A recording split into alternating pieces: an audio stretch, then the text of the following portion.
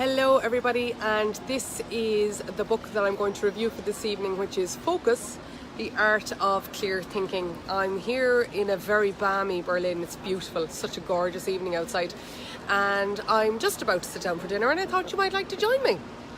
So I read this book over the last couple of days. However, I got a head start by reading a prequel, is that's the word, to this book a while ago. So I'm just going to talk to you a little bit about why I think this is so worthwhile your time to take a look at it. So the author here is Valerie Pierce, okay? So any of you who might have been part of Network Dublin or a range of other networks over the last couple of years, you'll have met her.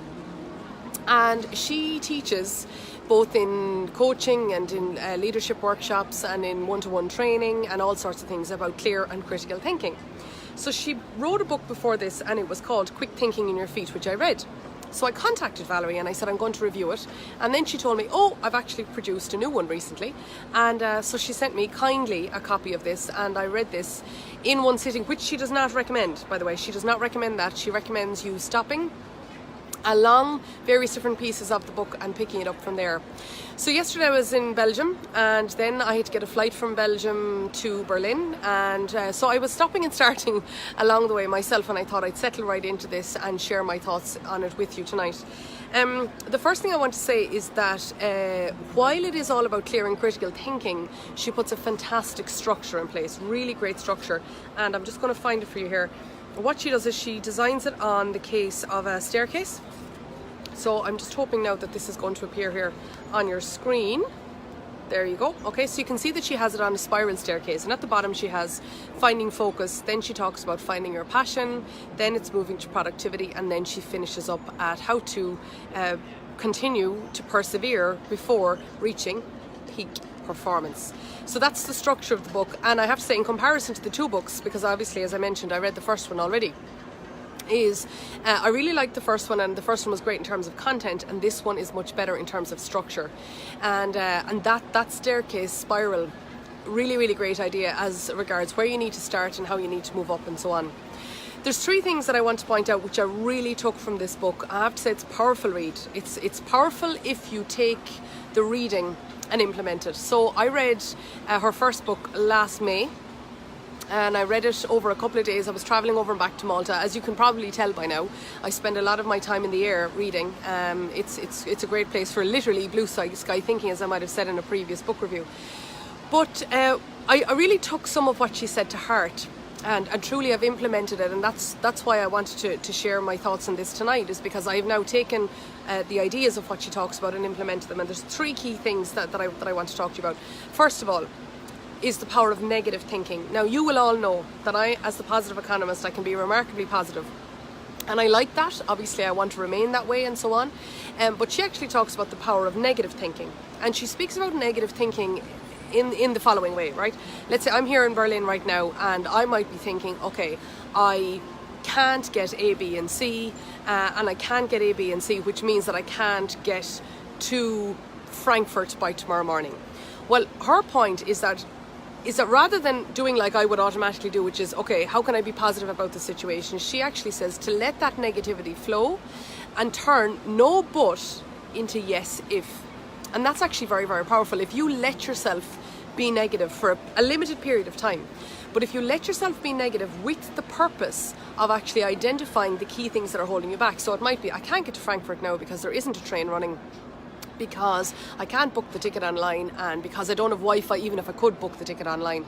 The point is that there you've now revealed what three barriers that you actually have, and how you can turn those into something positive. Not in terms of just being positive about what's good in the situation, but instead actually thinking, what if I could overcome each of those individual barriers? So while I was reading this book last night, I was sitting outside, beautiful evening like this again, I was sitting out in Mechelen, and I wrote down two things that I'm facing at the moment that are quite challenging in the business. And I just wrote, I'm worried about this because, And I spent 2 or 3 lines writing why I was worried. So I let that negativity flow.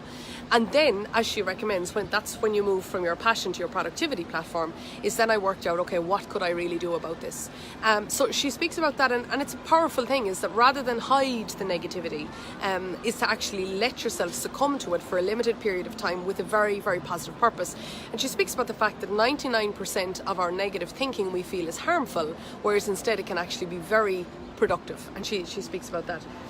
The second thing she talks about, and a lot of you this will really resonate, is she talks about the impact of being passionate versus emotional. So let's say that I present my idea to you. I have an idea of some sort, and I'd like for you all to give me your feedback. Right now, usually when we say we want your feedback, what I really mean is I want you to tell me how great it is and that you're all with me. And of course, we all know in real life, and particularly the riskier their idea, or the bolder the idea, well then the less likely is that we're going to get that response. So her idea is that if you're going to criticize the idea, I can choose how to react. I can choose to react to it as this is very constructive feedback, or I can choose to react as this is an attack on me. And I don't like what you're saying. And I of course, I'm going to react in such a way of thinking, well, sure, you're always negative anyway. And she says that's the difference between passionate and emotional. If I'm passionate about the idea, I will welcome your criticism, and I will see this as a way to improve what I had put forward in the first place. I'm sure you'd agree that's the case.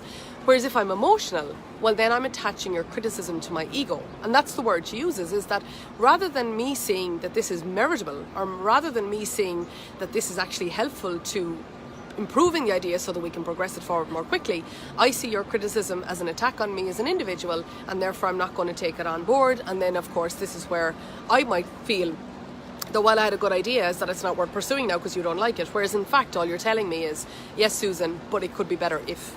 So it's a great point, and I've thought about that a lot, because sometimes we can automatically jump to a defensive conclusion because we don't want to defend the idea, we want to defend our ego or our ability or our sense of putting it forward in the first place. So she talks about that and clearly delineates in between the two, and it's something that I certainly have. Whenever I feel that trigger in myself, jumping forward to defend something, I need to think, okay, am I defending me, or am I defending what I'm putting forward? Just as a sub-point, she points out, when you can recognize your triggers, that's when you know you can lead yourself into trouble. So by giving yourself that millisecond to say, hold on, I'm reacting here in such a way that feels familiar. This time, it feels familiar because you've done this before and it hasn't led to the right outcome. So she talks about the impact of that as well.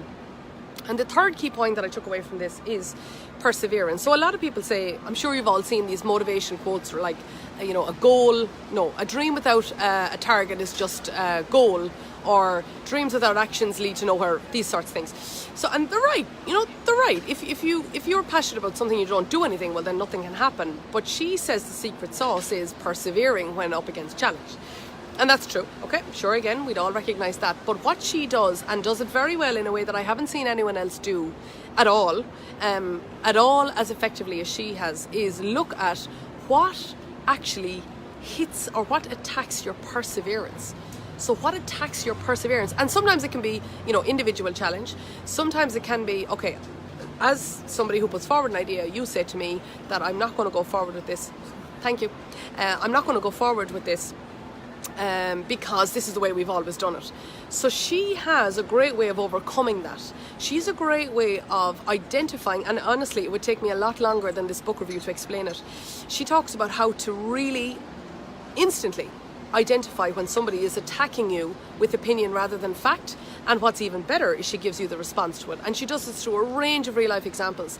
So she gives you 9 examples of when your perseverance can be attacked, and you may not even know, you may not even recognize, you may not even see that you are being manipulated, and you know what's worse is when you actually manipulate yourself. So another key example, one that really resonated with me as well, is when somebody says to you, well look, go ahead, but don't come back to me if all of this ends in tears. And then instantly you have this, what she calls a FUD, fear, uncertainty and doubt. You might have fear, uncertainty or doubt, and then you think, well, what if it does go wrong? And what if they're right? What if I actually can't come back? Or, you know what, let's not do this at all. Just let's not take the risk, let's not do this at all. But the point is, she says, to react to that by saying, okay, what exactly do you mean by when this all goes wrong? So when what could go wrong? Just tell me exactly what you mean. So that what it does is turns that person's, it's a lazy way of thinking. That's the way she describes it. It's a lazy way for someone not to agree with you, and then to put the proviso is that if this really does go wrong, well, then it's your fault. It's to actually pin them down to say, well, what might it be as a result of? Because then you can really say, well, because if there's something of merit there that you should be aware of, well, then obviously you need to react to it. But if it's just somebody saying, well, I want to be part of the team that says, well, I always knew this was going to happen anyway. If that's all it is that's detracting from it, well, then that can actually slow down a lot of great ideas, which is an attack on perseverance. So it's a powerful book. It's a powerful, powerful book, I have to say. It is a book that I've really, that I've taken some key tangible ideas that, I've instigated some of my own behavioural change. And what I would say is that, because I'm always conscious of who this book is really good for, if you want, particularly this time of year, it's August, great time for self-reflection, just before we go back to school. If you want to give yourself a mini workshop, or you want to have kind of an away day with yourself, or even you want to have some personal thinking time about something that you would like to instigate, and you don't necessarily want someone to facilitate a workshop for you, but you'd like if you had some sort of a third-party guidance to help you direct your thoughts and challenge you accordingly, this book is perfect. If it is the case that you're lacking in confidence about your ability to respond to things on the spot, that you can't quite think clearly, and that you'd like to be able to respond to things better and more effectively, this is the book for you. And if it is a case that you would like, coming up to September, you'd like to do something for yourself, you don't have time for a course, you don't want to go off on some expensive séjour abroad, or you don't have time for some big thing, but you would like to maybe take a Saturday out just for you, or maybe just over a couple of sittings you would like to read something that would be very, very fulfilling from a personal effectiveness point of view, again, that is where I would say this book fits right in. So this is the book. It's called The Art of Clear Thinking. The title is Focus. It's written by Valerie Pierce. And can I just also say, I just want to thank Valerie, if you're watching, to say, she put a note at the front of it right here, which said, to Susan, a financial guru I admire above all others. Best wishes, Valerie. Like, what a lovely thing to say. Valerie, you're very good. Thank you so much for that.